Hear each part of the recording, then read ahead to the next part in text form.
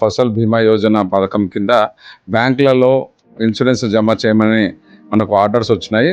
కొద్దిగా రైతులు ఆందోళన చెందుతున్నారు. మీరు ఎటువంటి ఆందోళన చెందాల్సిన అవసరం లేదు. మనం బ్యాంక్ మేనేజర్ గారి దగ్గర ఉన్నాము. నమస్తే సార్. నమస్తే సార్.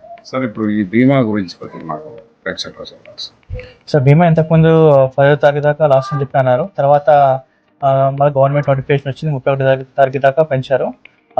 బ్యాంకులో చేస్తున్నాము, అప్లికేషన్స్ కూడా మాకు వస్తున్నాయి. దీని గురించి ఎటువంటి భయపడాల్సిన అవసరం లేదు సార్. ఇన్సూరెన్స్ ఇప్పుడు ఆల్రెడీ లోన్స్ తీసుకున్న వాళ్ళకి ఇక్కడే పే చేయమని ఇచ్చారు కదా? అవును సార్. మన దగ్గర క్రాప్ లోన్స్ ఉన్న వాళ్ళందరికీ ఇక్కడ ఏప్రిల్ 1వ తారీఖు నుంచి 2022 ప్రతి ఒక్కరికి క్రాప్ ఇన్సూరెన్స్ కవరేజ్ అవుతుంది. కవరేజ్ అనేది 100% అవుతుంది. ఎటువంటి రైతులు ఆందోళన చెందాల్సిన అవసరం లేదు. బ్యాంక్ దగ్గరకు వచ్చి 30వ తారీఖు వరకు, ఈ నెల 31వ తారీఖు వరకు మీరు ఇన్సూరెన్స్ ప్రీమియం చెల్లించి మీ యొక్క పంటని భద్రంగా చేసుకుంటే బాగుంటుందని మేనేజర్ గారు తెలియజేస్తున్నారు. వెల్దుర్తి నుంచి కాజా హుసేన్, క్రాంతి కిరణం. నమస్తే.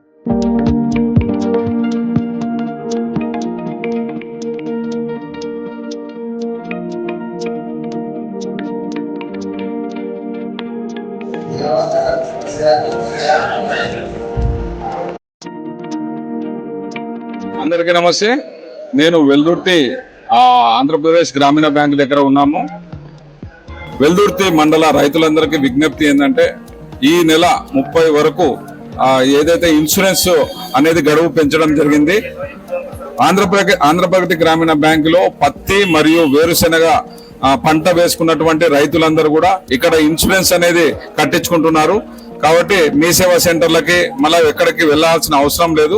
ఎవరైతే రుణాలు తీసుకొని ఉంటారో రైతులు, వాళ్ళందరూ కూడా పత్తి వేరుశెనగ వేసినటువంటి వాళ్ళందరూ కూడా గ్రామీణ బ్యాంక్కి వచ్చేసి మీ యొక్క ఇన్సూరెన్స్ ని నమోదు చేసుకోవాల్సిందని బ్రాంచ్ మేనేజర్ గారు తెలియజేస్తున్నారు.